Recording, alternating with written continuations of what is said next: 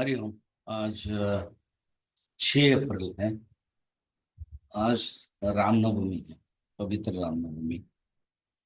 अभी हमारा पटियाला आश्रम में सवेरे 8 से 9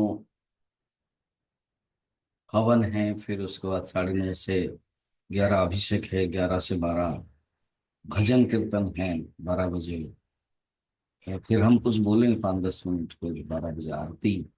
जन्मोत्सव भगवान के भय प्रगट कृपाल आदि दया। फिर उसके बाद हनुमान जी की आरती। उसके बाद प्रसाद मिलता है। तो इस प्रकार के कार्यक्रम हैं।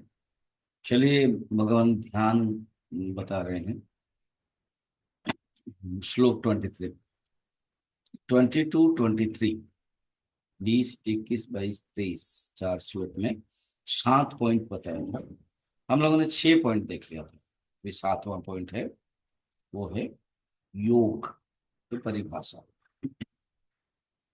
तम विद्या दुख संयोग वियोगम योग संगितम सनिश्चयेन योक्तव्यः योगो निर्विण्ण चेतसा। भगवान कहते हैं, तम उसी को ही तुम जानो विद्या। योग जानो। अच्छा, क्या है? बस शब्द के चयन देखिए। संयोग वियोग योग। दुख के साथ संयोग हो गया है, जुड़ गया है। उससे वियोग करना ही योग है। तम दुख संयोग वियोगम योग संगीतम। योग कहा गया है, परिभाषा है ये। अनिर्विण्ण चेतसा। और जो चित्त है ना, वो निराश, शिथिल से परे है। शून्य। निराश शिथिल निर्वेद से परे है। अनिर्विण्ण। दृढ़ अध्यवसाय, अर्थात दृढ़ अध्यवसाय से योग का अभ्यास करना चाहिए।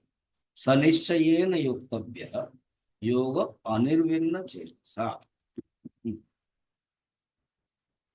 तो दुख संयोग, दुख से के साथ जो संयोग जुड़ गया ना, उसी से ही वियोग करना वो योग है। और यहाँ पर बता रहे हैं, बड़ा प्रसिद्ध श्लोक है, अनिर्विण्ण चेतसा। मांडुक्य कारिका में गौड़पादाचार्य कहते हैं, दृढ़ संकल्प अनिर्विण्ण।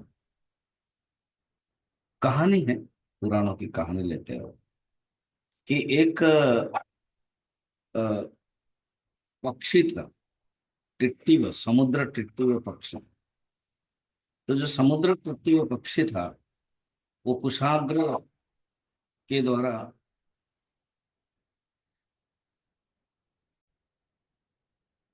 और कहानी ऐसी है कि समुद्र में के एक टिट्टी वो पक्षी समुद्र के किनारे में रहता था। वो अंडा दिया था। समुद्र की लहरें उसको भसा दिया।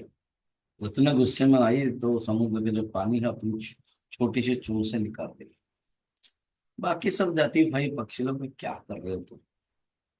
उसको दृढ़ अध्यवसाय देखना, मैंने अनिर्विण्ण चित्त देखना। तो वो सुनी नहीं, वो करती गई। अच्छा, बाकी भीड़ हो गए सब लोग इतने तमाशा देखने के लिए। सब लोग जानते हैं ये होगा ही नहीं, असंभव। इसी समय गुरुदेव घूम रहे थे, पोस्ट चल रहे थे। उसने कहा, ये हम पक्षी समाज यहाँ कुछ कॉन्फ्रेंस हो रहा है क्या? नीचे आए तो देखा कि ये बात है। पता चला वो उन्होंने समुद्र को बुलाया। समुद्र उसका अंडा दे दो, ये बात है। तो कहा, मधुसूदन सरस्वती भी अपनी टीका में भी यही बताते हैं। पहले गौड़ा पदाचार्य, बाद में मधुसूदन सरस्वती। अर्थात जब वो किसी के अंदर दृढ़ अध्यवसाय है, तो वो जरूर परमात्मा को प्राप्त कर सकता है, योग को प्राप्त कर सकता है, वो आत्म साक्षात्कार को प्राप्त कर सकता है। ये ही उसी को इसी प्रकार के अभ्यास करते रहना चाहिए। अनिर्वय अर्थात जीवन में आलस्य और हताश बिल्कुल नहीं होना चाहिए कि मैं पता नहीं क्या होगा कि नहीं, हताश में के कुछ होता नहीं है, ऐसे नहीं होना चाहिए। तो उसको अच्छी तरह से साधना करनी चाहिए। योक्तव्य मैंने सनिश्चय न योक्तव्य, साधना करनी चाहिए। तो ये बात बताया, तो वो ही सचमुच योग के साधक, योग के लक्षण बताया। और ये योग के जो आरुरुक्ष अवस्था है, जो उसी अवस्था स्थिति बताई, फिर हम लोग कल देखेंगे।